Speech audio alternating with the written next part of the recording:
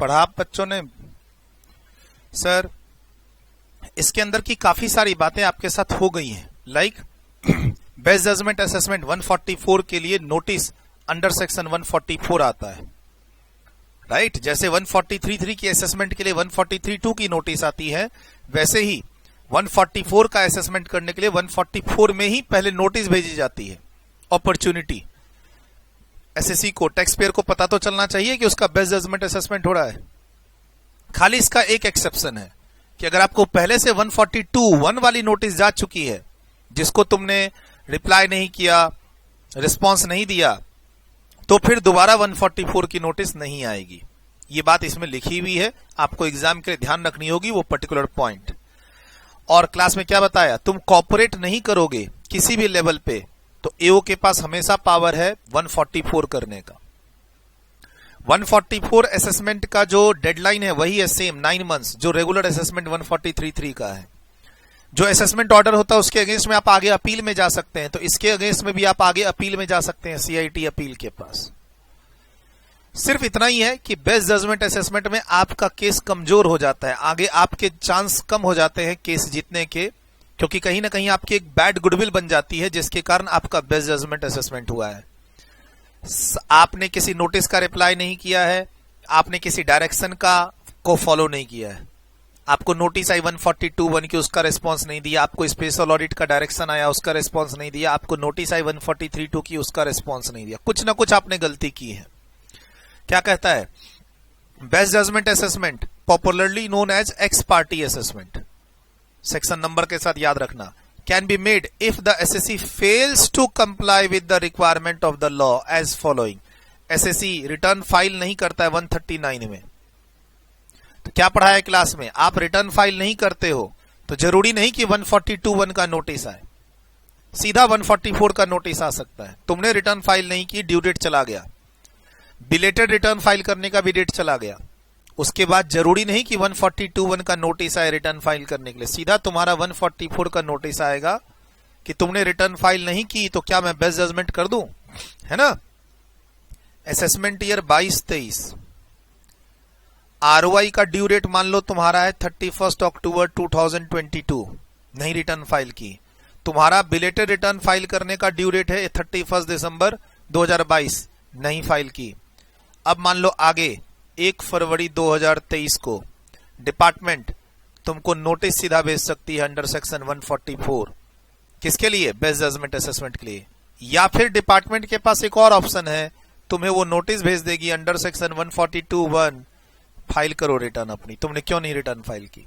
Sir due date तो जा चुकी, तब भी कर सकते हैं, तब भी नोटिस आ सकती। हाँ सर, तुम्हारे आरओआई फाइल करने की ड्यू डेट चली गई, बिलेटेड रिटर्न फाइल करने की भी ड्यू डेट चली गई, उसके बाद ये नोटिस आ रही है, नोटिस अंडर सेक्शन 144 या फिर नोटिस अंडर सेक्शन 142.1। मैं ये कहना चाह रहा हूं कि डायरेक्ट नोटिस भी आ सकती है 144 की। हाँ सर, 144 से पहले 142 नहीं आना चाहिए, जरूरी नहीं है, डायरेक्ट भी आ सकता है 144। मैं ये तुमको बताना चाह रहा हूं सर, या तो तुमने रिटर्न फाइल नहीं की है, या फिर तुमने नोटिस का रिस्पांस नहीं दिया 142.1 में, और या फिर तुमने डायरेक्शन जो था स्पेशल ऑडिट का उसको कंप्लाई नहीं किया, और या फिर तुम्हारे पास जो नोटिस आई 143.2 की रेगुलर असेसमेंट के लिए उसको तुम कंप्लाई नहीं कर रहे हो।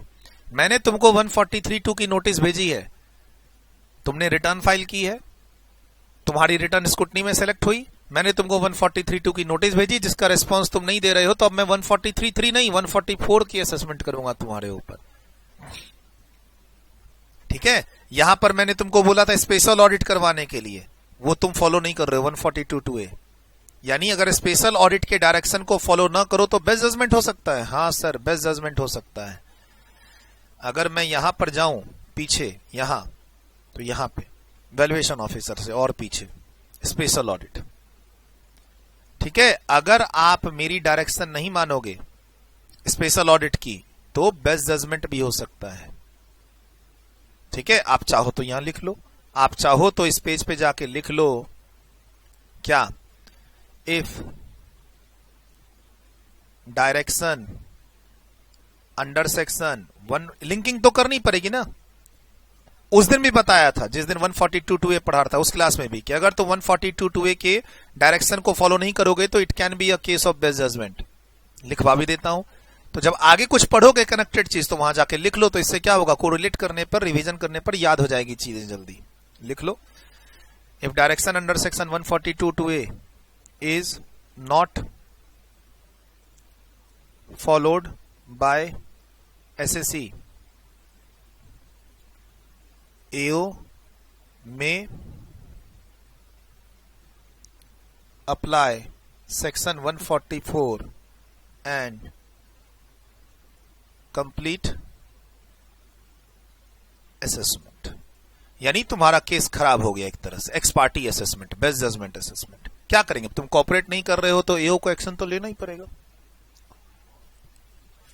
ऐसे ही तुमने रिटर्न फाइल नहीं की, तो ऐसे ही तुमने 142(1) की नोटिस नहीं फॉलो की, तो ऐसे ही तुम 143(2) की नोटिस नहीं फॉलो करोगे। तो लिख लिया, आगे चलें वापस।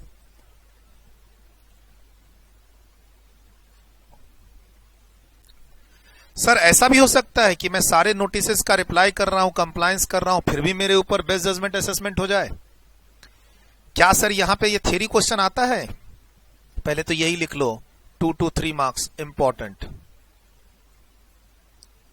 जैसे पीछे बताया था तुमको 143(1) के अंदर व्हाट इज इनकरेक्ट क्लेम, वहां पे 2-3 मार्क्स। सर उसके पास वहां पर 143(1) में कौन कौन सी एडजस्टमेंट कर सकता है, 5 पॉइंट।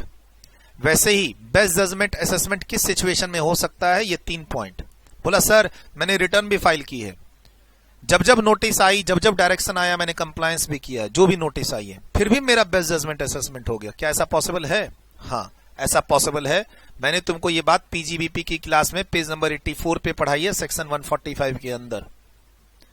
अगर तुम बुक्स को मेंटेन नहीं कर रहे हो एज पर ICDS, क्या कहता है, where the assessing officer is not satisfied about the correctness and completeness of the accounts, तुम्हारी बुक्स करेक्ट नहीं है, कंप्लीट नहीं है, या फिर जो मेथड ऑफ अकाउंटिंग है उसको तुम रेगुलरली फॉलो नहीं कर रहे हो, दूसरा रीजन, और या फिर तीसरा तुम अपनी इनकम को एज पर ICDS नहीं कंप्यूट कर रहे हो। 3 रीजन में से कोई भी एक और के साथ कनेक्टेड है। 3 point, page number 84 PGBP class. तुम्हारे बुक्स की करेक्टनेस और कंप्लीटनेस डाउटफुल है। तुम मेथड ऑफ अकाउंटिंग जो यहां कहा गया है, 2 मेथड ऑफ अकाउंटिंग में से कोई भी एक रेगुलरली फॉलो करो, डाउटफुल है, और या फिर यहां कहा गया ICDS फॉलो करने के लिए, डाउटफुल है। तो assessing officer may make an assessment in the manner provided in section 144। Sir मैंने तो रिटर्न भी फाइल की, नोटिसेस का भी रिप्लाई किया, फिर भी मेरा 144 हो गया। तुम्हारे बुक्स के कारण तुम्हारा 144 हो सकता है। ये बात 84 पे जाके कनेक्ट कर देना। Please read section 144 page number 10, best judgement assessment. उस दिन भी बताया था PGBP की क्लास में, आज भी जाके कनेक्ट कर देना तुम। जस्ट मैं रेफरेंस दे रहा हूं यहां पर आके। यही बात मैंने यहां पर नोट्स में नीचे लिखी हुई भी है। हो सकता है कुछ बच्चों की बुक में ना हो ये बात लिखी हुई, बट वही सेम डिट्टो बात यहां लिखी हुई है। क्या, non maintenance of proper accounts के कारण भी 145 सबसेक्शन 3 में तुम्हारा बेस्ट जजमेंट असेसमेंट किया जा सकता है। यहां पर 2 to 3 मार्क्स। क्या रहेगा एग्जाम का क्वेश्चन? सर मैंने रिटर्न भी फाइल की, मैंने सारे नोटिसेस के जवाब भी दिए, तब भी मेरा बेस्ट जजमेंट असेसमेंट हो गया। क्यों? Because of books. 3 बातें इसके अंदर, correctness, completeness, method of accounting और ICDS, नोटिफाइड ICDS तुम फॉलो नहीं कर रहे हो। तो ये बात ध्यान रखना, ये बात तुमको ध्यान रखनी पड़ेगी। चलो सर कहता है अब best judgement assessment in 3 situation में हो सकता है। अब क्या कहेगा, in such a situation AO तुम्हारा बेस्ट जजमेंट करने वाला है, तो उस केस में क्या करेगा, after taking into all the relevant material which he has gathered and after giving SSE an opportunity of being heard, shall make an assessment of income or loss to the best of his judgment and determine the sum payable। बोला sir refund मिलेगा कि नहीं? नहीं मिलेगा। Best judgement assessment, ex party assessment, client cooperate नहीं कर रहा है, तो अब मैं असेसमेंट करके उसको रिफंड भी दूं? नहीं मिलेगा रिफंड। और ये अपॉर्चुनिटी कैसे मिलती है? सो कॉज नोटिस आता है, सो कॉज नोटिस आता है, SCN नोटिस आएगा, बोला जाएगा कि इस रीजन से मैं तुम्हारा बेस्ट जजमेंट असेसमेंट कर रहा हूं, बताओ क्यों ना करूं। भागो, भागो तुम जस्टिफाई करने के लिए, सर मैं सब तो कॉपरेट कर रहा था सर, वो नोटिस का रिप्लाई मैं नहीं दिया क्योंकि मैं बाहर था सर, फंस गया था सर, ट्रेन कैंसिल हो गई थी, फ्लाइट कैंसिल हो गई थी सर, मैं हॉस्पिटल में था सर।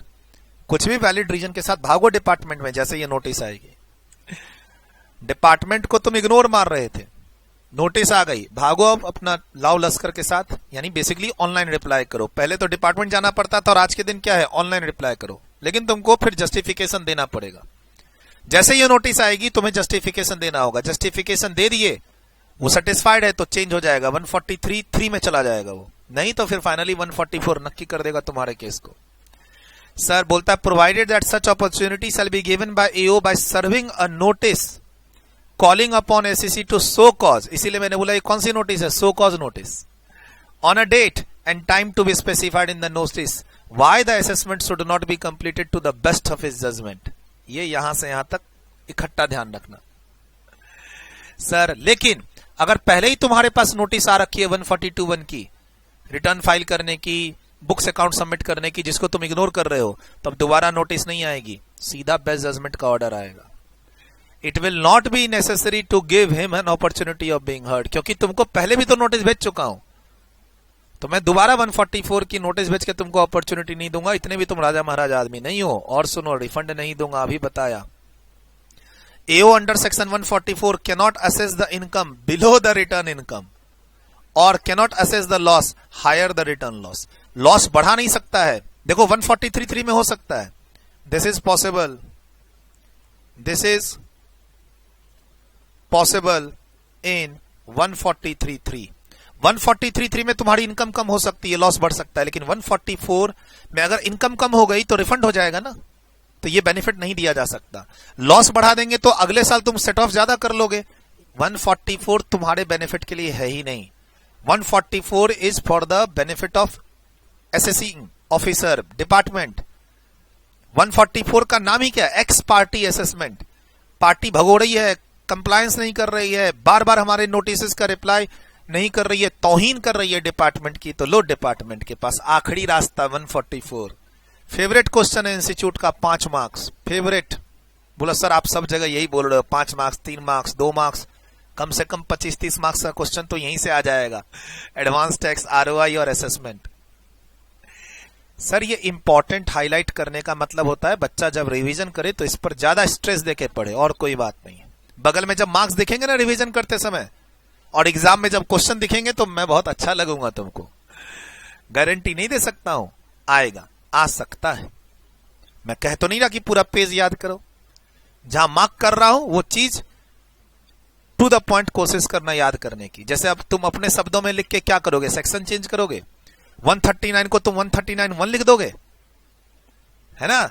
तुम अपने शब्दों में लिखना क्या चाहते हो, यहां पे 142A लिखना चाहते हो, 142A यहां है ही नहीं, यहां 142B है ही नहीं,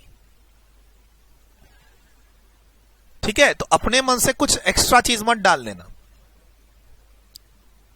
142 एक प्रोसीड्योर देता है, फेसलेस स्कीम को रिकॉग्नाइज करता है कि हम आपको फेसलेस इंक्वायरी भेज सकते हैं जिसका रिप्लाई आप पोर्टल के थ्रू करना, वो इतना ही बताता है ना। अल्टीमेटली दम तो उस नोटिस में होता है ना जो 142(1) में आती है। 142B क्यों पढ़े, वो प्रोसीड्योर को ऑनलाइन कर रहा है, बट मेन जो काम की बात है, जो कंप्लायंस पार्ट है, वो तो उसी सेक्शन के अंदर लिखा है, 142(1) के अंदर, 142(2)B के अंदर, तो वो तुम इग्नोर कर नहीं सकते। सर कहता है ऑर्डर स्पीकिंग ऑर्डर होना चाहिए, मतलब ऑर्डर में सब कुछ एओ लिखेगा विथ रीजंस कि कहां कहां एसईसी ने क्या क्या गलती की, एओ अब उसकी इनकम को कैसे कंप्यूट कर रहा है, किस एविडेंस, किस बेस के बेसिस पे कर रहा है। जो भी एओ अल्टीमेटली तुम्हारा यहां पे अब टोटल इनकम निकालेगा वो रैशनल और साइंटिफिक डिसीजन लेता हुआ करेगा, कोई एडहॉक सर तुम कॉपरेट नहीं कर रहे हो, तुम्हारी income 10 lakh, assessment order pass, ऐसे नहीं होगा भाई। इनकम पे 10 लाख कैसे पहुंचे, करंट ईयर में क्या क्या आपने देखा, पिछले साल का मेरा क्या देखा इनकम, क्या ग्रोथ देखी, कुछ तो हो कि हाँ मेरी पिछले 3 सालों से इनकम 10 लाख है तो इस साल भी 10 लाख, ये हो सकता है एक बेसिस, रेशनल बेसिस, कोई एक रेशनल बेसिस होना चाहिए जिसमें भी तुम है ना ग्रॉस प्रॉफिट रेशियो प्रूफ कर दो, नेट प्रॉफिट रेशियो प्रूफ कर दो, बैंक स्टेटमेंट के थ्रू प्रूफ कर दो, कुछ तो एविडेंस हो। एओ ब्लाइंडली ये नहीं कह सकता कि आई एम डूइंग 144 और तुम्हारी इनकम 20 लाख 10 लाख, ऐसे नहीं कर सकता। सर फिर यहां पर मैंने बोला ही कि तुम ये पॉइंट पीजीबीपी का ध्यान रखना, ठीक। पेज नंबर भी मार्क कर दिया है और असेसमेंट की टाइम लिमिट भी सेम ही है 9 मंथ्स। यहां करेक्शन कर लेना 9 मंथ्स अगर आपके नोट्स में कुछ बच्चों के नोट्स में नीचे दिया हुआ होगा टाइम लिमिट, कुछ बच्चों के नोट्स में सेम पेज में नीचे दिया हुआ होगा।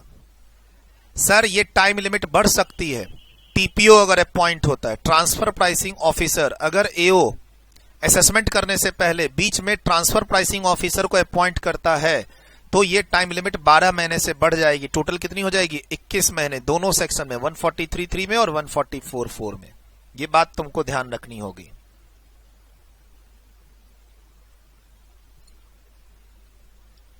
डन।